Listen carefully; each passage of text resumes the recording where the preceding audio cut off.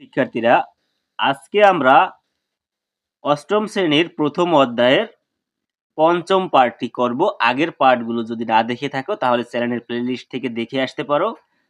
এখানে আমরা গত পার্টে এই পর্যন্ত করেছিলাম। আজকে আমরা এখান থেকে শুরু করব সংখ্যা নিয়ে খেলা। এখানে তিনটি খেলা আছে, দেখো তিনটি ম্যাজিক বলতে পারো তোমরা, বা জাদু যাই বলো। এই তিনটি জাদু আজকে আমরা শিখব এখানে কিভাবে কি করেছে। প্রথম ১ নম্বরের জাদুটায় যদি আমরা যাই, তাহলে ১ নম্বরে আমাদের যে জাদুর কথা বলেছে, ২ অঙ্কের যেকোনো সংখ্যা নাও। আচ্ছা, প্রথমে এই লাইনটা ২ অঙ্কের যেকোনো সংখ্যা নাও। আমরা যেকোনো একটি সংখ্যা নেই ২ অঙ্কের। ২ অঙ্কের সংখ্যা ধরো আমরা নিলাম ৩২। এই ২ অঙ্কের সংখ্যা নেওয়া আমাদের হলো। এরপরে আমাদের বলেছে সংখ্যার অঙ্ক দুটির স্থান বদল করে। তাহলে আমরা অঙ্ক দুটির স্থান বদল করি। স্থান বদল করলে ২ আসবে আগে আর ৩ যাবে পরে। এই স্থান বদল করে প্রাপ্ত নতুন সংখ্যাটির, এই প্রাপ্ত নতুন সংখ্যাটির সাথে আগের সংখ্যাটি যোগ করলে, সাথে প্রাপ্ত নতুন সংখ্যা তো ২৩, তার সাথে আগের সংখ্যা কত ৩২। ৩২ যদি আমরা যোগ করি, ৩ আর ২ ৫, ৩ আর ২ ৫, এই যোগ করে এই পর্যন্ত কিন্তু আমরা চলে এসেছি। যোগ করে যোগফলকে ১১ দ্বারা ভাগ করে, তাহলে যোগফলকে আমরা ১১ দ্বারা ভাগ করি। ১১ দ্বারা ভাগ করলে পাবো ৫ ১১ ৫৫, থাকবে ভাগশেষ ০। ভাগশেষ ০ হবে। দেখো ভাগশেষ কিন্তু আমাদের ০। তাহলে এখানে এই ম্যাজিকটি বলেছে যে তুমি ২ অঙ্কের একটি সংখ্যা নেবা, তাকে উল্টাবা, তারপরে যোগ করবা, যোগ করলে যা পাবা তাকে তুমি ১১ দিয়ে ভাগ করলে ভাগশেষ পাবা সব সময়ের জন্য ০। তাই তুমি যে সংখ্যা নাও। এরপরে যদি আমরা ২ নম্বর জাদুটা দেখি, ২ নম্বরে কি বলেছে, ২ অঙ্কের যেকোনো সংখ্যার অঙ্ক দুটির স্থান পরিবর্তন করে, মানে ২ অঙ্কের যেকোনো একটি সংখ্যা নেবা এবং অঙ্ক দুটির স্থান পরিবর্তন করবা আগের মতো। তাহলে ২ অঙ্কের যদি আমরা একটা সংখ্যা নিই, ধরো ৫২, এই একটা অঙ্ক এর একটা অঙ্ক, দুইটা অঙ্ক, এটা দিয়ে স্থান পরিবর্তন করে। মানে কি, স্থান পরিবর্তন করলে আগে ছিল ৫২, এখন হয়ে যাবে ২৫। এই স্থান পরিবর্তন করে বড় সংখ্যাটি থেকে ছোট সংখ্যাটি বিয়োগ করে। তাহলে বড় সংখ্যাটি তো ৫২, ছোট সংখ্যাটি ২৫, এটা যদি আমরা বিয়োগ করি। এবার করব কি বিয়োগ, আগে করছি যোগ, এবার বিয়োগ। ৫ আছে কত হইলে ১২ হবে, ৭ হইলে হাতে আমাদের কত ১, ৩ আছে কত হলে ৫ হবে, ২ হইলে কত হলো ২৭। বিয়োগ করে ৯ দ্বারা ভাগ করলে, এই যে ৯ দ্বারা ভাগ করলে ভাগশেষ হবে ০। এই দেখো ৯ দিয়ে ২৭ কে ভাগ করলে হবে ৩ নং ২৭, ভাগশেষ হবে ০। এটাই বোঝানোর চেষ্টা করেছে এই ২ নম্বর ম্যাজিক। কি, ২ অঙ্কের একটি সংখ্যা নেবে, একে উল্টাবে, বিয়োগ করবে, যা হবে তাকে ৯ দ্বারা ভাগ করলে তুমি সবসময় ভাগশেষ পাবে ০, ২ অঙ্কের। এরপরে ৩ নম্বর জাদুতে আমাদের কি বলেছে দেখো, ৩ অঙ্কের যে কোনো সংখ্যা নাও। আমরা ৩ অঙ্কের একটি যে কোনো সংখ্যা নেব, ধরো ১ ২ ৩, এটাই নিলাম। সংখ্যার অঙ্কগুলোকে বিপরীত ক্রমে লিখো। বিপরীত ক্রমে লিখবো আমরা, তাহলে ৩ আগে লিখবো, ২ তারপরে ১, মানে উল্টিয়ে লিখবো, এটা আগে তারপরে এইটা তারপরে এইটা। এরপরে বড় সংখ্যাটি থেকে ছোট সংখ্যাটি বিয়োগ করতে হবে। তাহলে বড় সংখ্যাটি আমাদের নিচেরটা, বড় সংখ্যাটি থেকে ছোট সংখ্যাটি, যদি ছোট সংখ্যাটি কত ১২৩, আমরা বিয়োগ করলে কত পাবে, ৩ আছে কত ৮ হবে, মানে ১১ হবে, ৮ হইলে হাতে আমাদের ১, ৩ আছে ৯ হলে ৯৮, আর ১ আর ১ তো কাটা, ও সরি ১৯৮ হবে। এখানে হাতের ১ ২, ২ এর ১ ৩, ১৯৮ হবে না, ১৯৮ কে বিয়োগফলকে ৯৯ দ্বারা ভাগ করো। এই বিয়োগফলটাকে যদি আমরা ৯৯ দ্বারা ভাগ করি, ভাগ করলে ৯৯ দুগুণে ১৯৮, তুমি ভাগশেষ পাবে ০। এই ভাগশেষ আমাদের ০। তাহলে এই ম্যাজিকটা কি বলেছে, ৩ অঙ্কের যে কোনো সংখ্যা নেবা, নিয়ে তাকে উল্টাবা, বড় সংখ্যা থেকে ছোট সংখ্যা বিয়োগ করবা, যা থাকবে তাকে তুমি ৯৯ দ্বারা ভাগ করবা, দেখবা ভাগশেষ পাবা সব সময়ের জন্য ০। এই ম্যাজিকটি আমাদের এখানে, এই ৩টি ম্যাজিক দেখানো হয়েছে। এরপরে যদি আমরা নিচের দিকে যাই, ১.৬ জ্যামিতিক প্যাটার্ন। এখানে আছে জ্যামিতিক প্যাটার্ন। জ্যামিতিক প্যাটার্ন নির্ণয় করার কিছু সূত্র এখানে আমাদের শিখতে হবে, যে আমরা কিভাবে জ্যামিতিক প্যাটার্ন নির্ণয় করতে পারবো। এই একটি ধরো প্যাটার্ন দেখতে পাচ্ছি, এখানে একটি সূত্র তৈরি করে দিয়েছে ৩ ক প্লাস 1, এখানে একটি সূত্র ৫ ক প্লাস 1, ৫ ক প্লাস ২। এটা কিভাবে হয়েছে সেটা আজকে আমরা শিখব। সেই সূত্র নির্ণয় করার জন্য তোমাকে যে কাজটি যে সূত্রটি শিখতে হবে, প্রথমে পার্থক্য, এরপরে গুণ দেবে ক, এরপরে প্লাস দেবে, তারপরে ব্র্যাকেট দেবে প্রথম সংখ্যা, এরপরে বিয়োগ দেবে পার্থক্য, ব্র্যাকেট দিয়ে আটকিয়ে দেবে।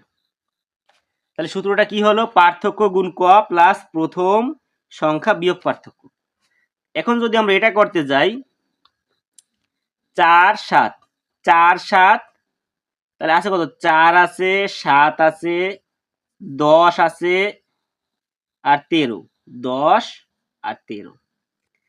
এটার তো এখানে দেওয়া নাই। এই 4, এই এখানে মোট 7টা কাঠি আছে, এখানে 10টা কাঠি আছে, আর এখানে দেয় নাই, এখানে মোট 13টা কাঠি আছে। তাহলে পার্থক্য কত আমরা যদি দেখি, 7 এবং 4-এর পার্থক্য 3, 10 এবং 7-এর পার্থক্য 3, 13 এবং 10-এর পার্থক্য কিন্তু 3। তাহলে পার্থক্য কত আমাদের? 3।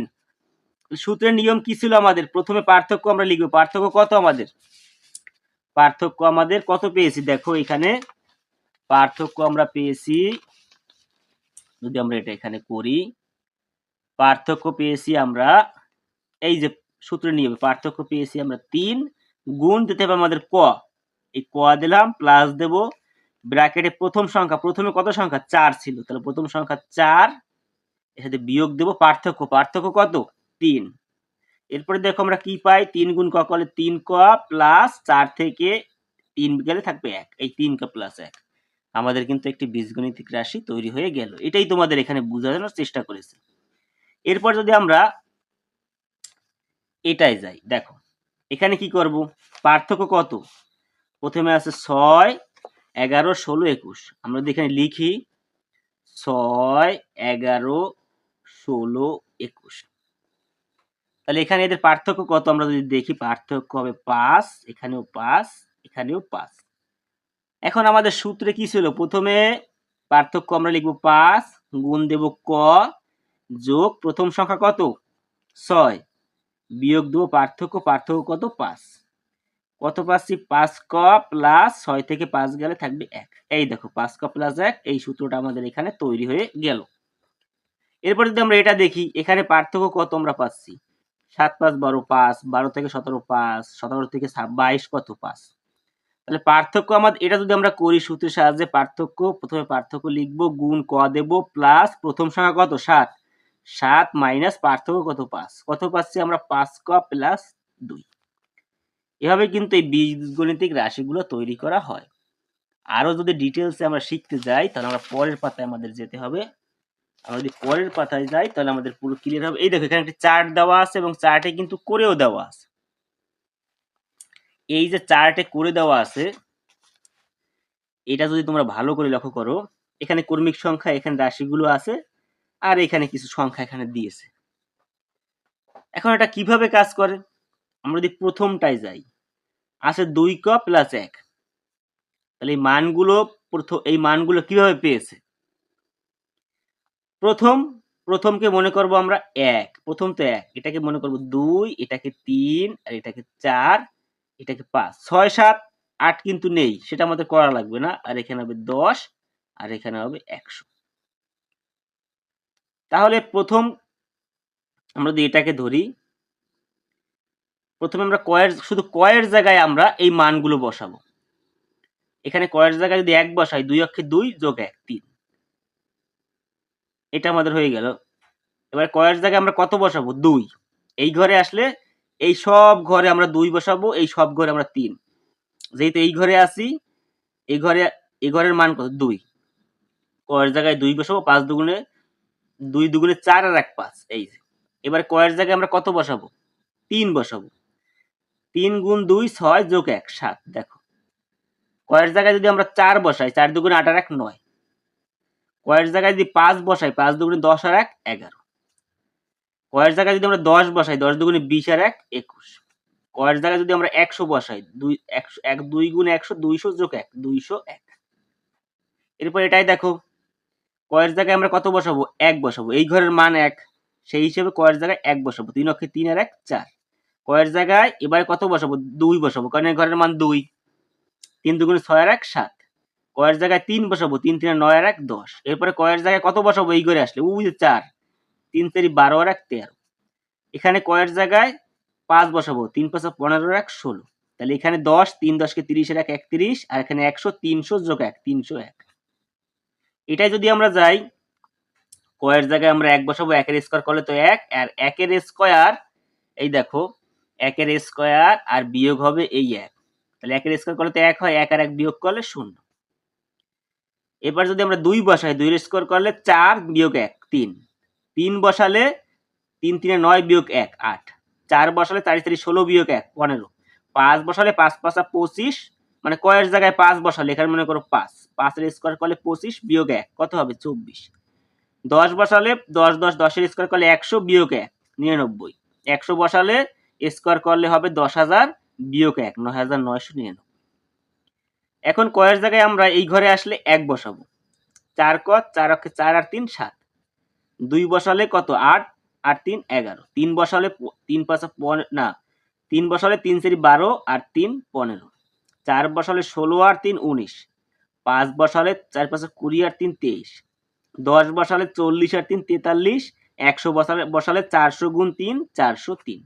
এভাবে কিন্তু তোমাদের জাস্ট বোঝানোর জন্য, যে সূত্রগুলো তৈরি করার জন্য এই যে ক গুলো ধরে যে মানগুলো পেয়েছে সেটা বোঝানোর জন্য এই চারটা তোমাদের দিয়েছে। আজকের পার্ট এই পর্যন্তই। আগামী পার্টে আমরা এই উদাহরণ 4টা ভালো করে করব। আগামী পার্ট দেখার আমন্ত্রণ জানিয়ে আজকের পার্ট এখানেই শেষ করছি। ধন্যবাদ সবাইকে।